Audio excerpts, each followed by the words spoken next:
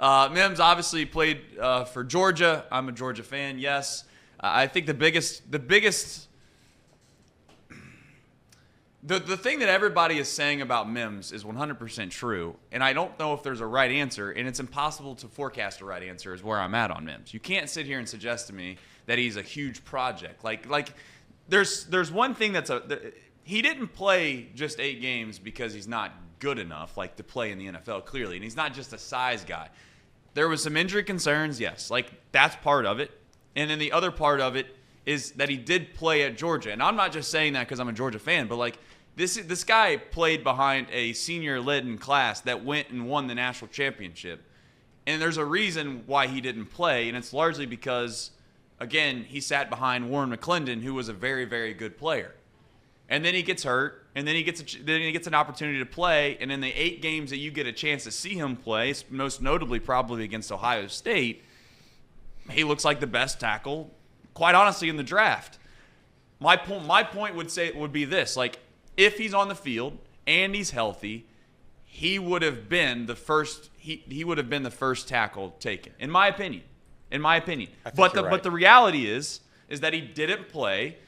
But I guess the positive side of the reason he didn't play isn't because he wasn't good enough, and in my opinion, isn't because of a huge major injury history. Like, you get hurt one time, okay. It's not like he's been hurt 3-4 times is what I'm getting at. So I don't hate the pick. I think there's huge upside, and it is a risk, but I don't think it's like this guy's not going to be. He could play year 1 is what I'm getting at. He probably will, because at some point a tackle will go down. I think we average like five weeks needing a replacement tackle over the past like 3 or so years. Here's what I'll say very quickly, and I know Casey has a lot of thoughts on this. Before the draft happened, I was pro offensive tackle, and everyone said, like, why do you want to go in offensive tackle? We already have those 2 positions locked up. And I said, I'm okay with planning for the future. It's what the Bengals have done the last 2 years. We'll see if those picks work out. But I don't need a player to impact the Bengals right now. As we constantly, the buzzword is windows. How's Joe Burrow and the Bengals window looking? I'd rather it be a bay window instead of a keyhole. I'd rather continue. And if there's any position that I'm willing to swing and miss on, as we've seen, NFL teams will swing and miss on quarterbacks all the time. If I'm willing to swing and miss on any position where the Bengals at currently, I'm willing to do that at tackle, because I know if you get the right guy, if you get a guy with a huge ceiling and he turns into be a constant Pro Bowler, you set this team up for success for a long time. And on top of that, I'm okay with him not being an instant impact, because out of all the positions in the National Football League to learn, offensive tackle is the second hardest behind, obviously, quarterback. So you need time to grow into that position. So that's why I'm okay with the pick. Fair point.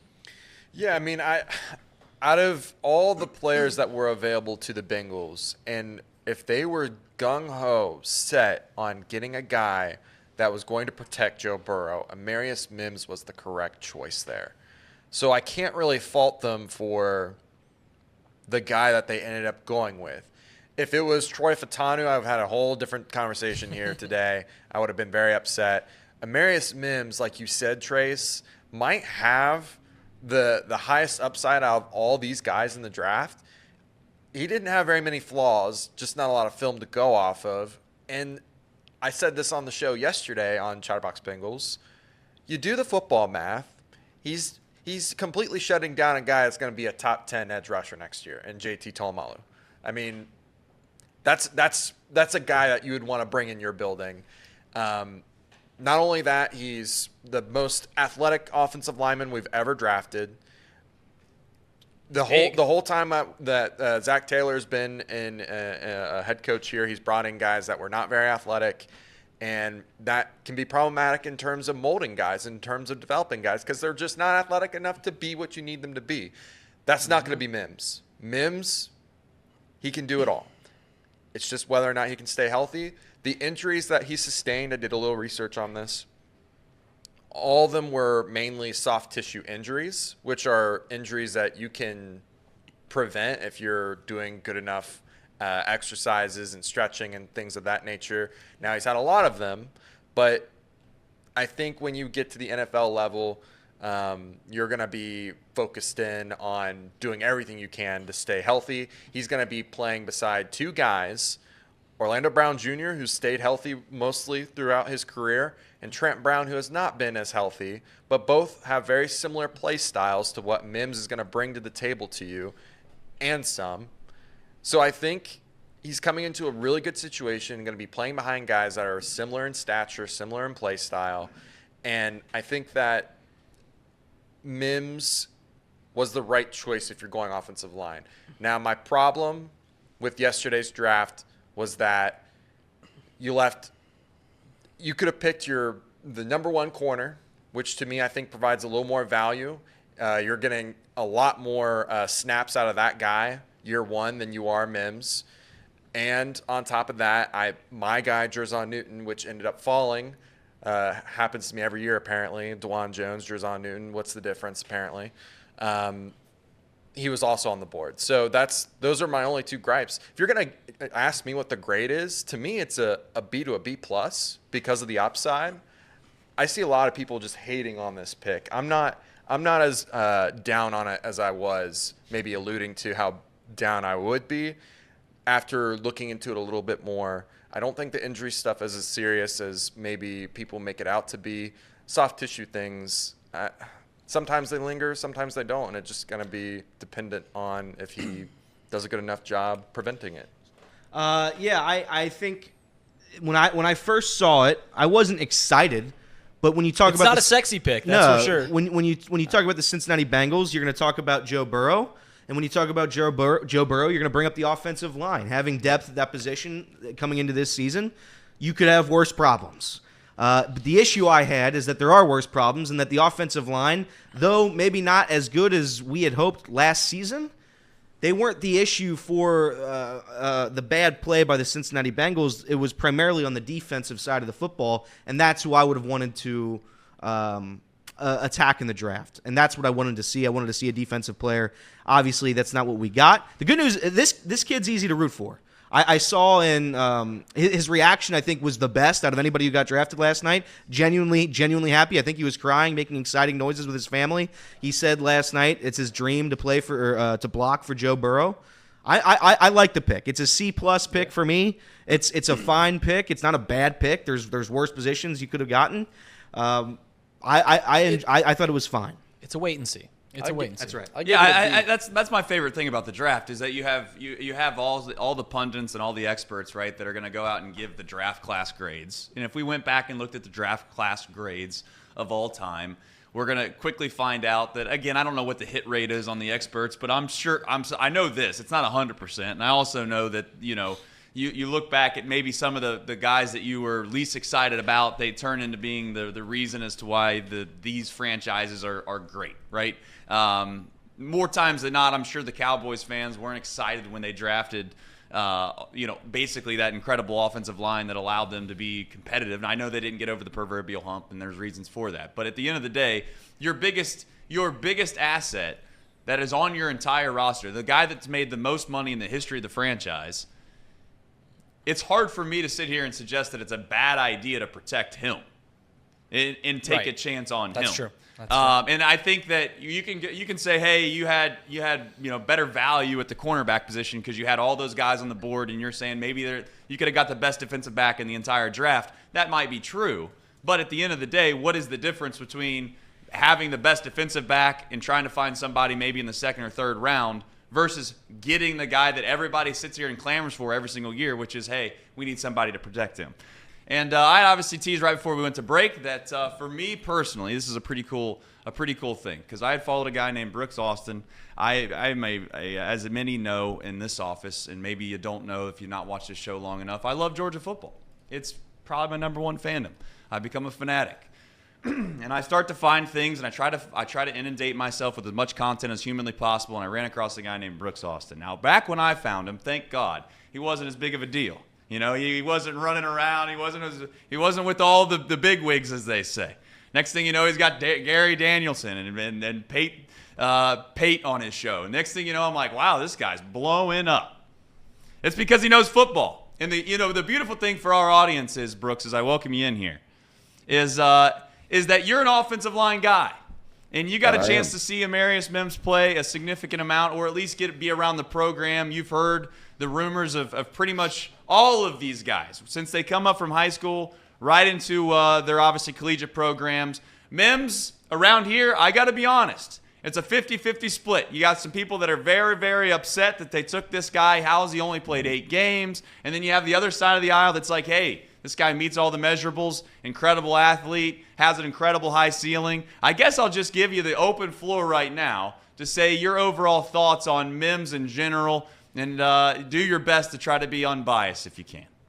Yeah, so I guess let's start with the 8 games, right? Everyone's going to look at the sample size and be like, how does this 5-star number 2 overall tackle in 2021, how does he go to the University of Georgia, play for 3 years, and only really play in like 8 to 10 games and only get 8 starts? Well, the reality of the situation was his freshman year, he was behind Broderick Jones and Warren McClendon, both of which are NFL Sunday tackles right now. His sophomore year, his redshirt freshman year, he was going to be tasked with the very same thing. Warren's coming back. Broderick's coming back.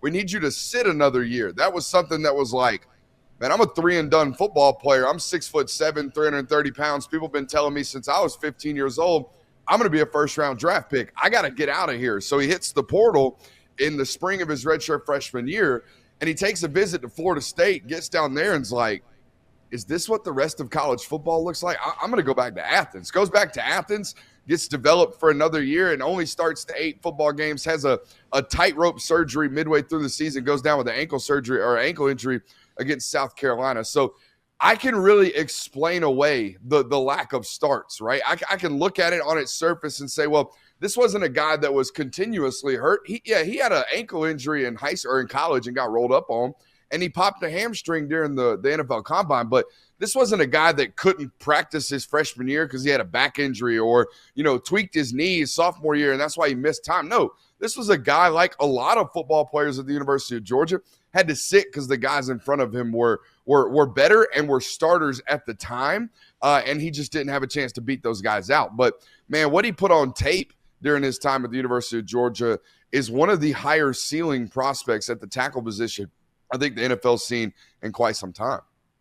All right, so if you look forward to this and you're obviously a Bengals fan, you say, okay, I can get over the proverbial hump of the 8 games. You've been around a lot of offensive linemen, or you've seen a lot of tape of offensive linemen, right? Yeah. Can you explain maybe to the audience of those who are saying, okay, what's he going one against in practice every single day? And what does that look like? And then the second part of that would be, what, I guess, in your own eyes, if you were a general manager of an NFL franchise and you had Joe Burrow obviously sitting back there, but you had all these defensive players last night. If we're being honest, Brooks, those defensive guys, because the quarterbacks were going so high in the draft that there's a lot of good defenders that fell down.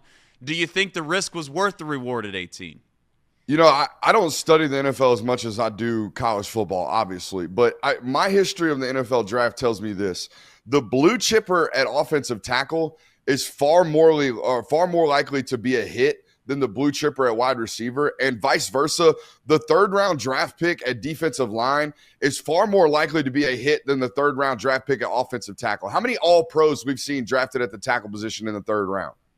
Right. So I'm saying, like, we don't see a ton of these slept-on prospects. And if you really look at what the board looked like, when Cincy was drafted, after that, after Amarius Mims, the tackle board looked really, really dry. Like, I know as much as there was talk about how this is the deepest and best offensive tackle class in, 10 years, that's true up until, tackle 7. And then after that, it's like, do we want to take the retread from Oregon that ended up at BYU and Kingsley Suamatiau? Or do we want to take the cat from Arizona that was a relatively unknown prospect coming out of high school and developed into this really good guy after 5 or 6 years of college football? I don't know, man. The blue chipper left at the offensive tackle position was Amarius right there at 18.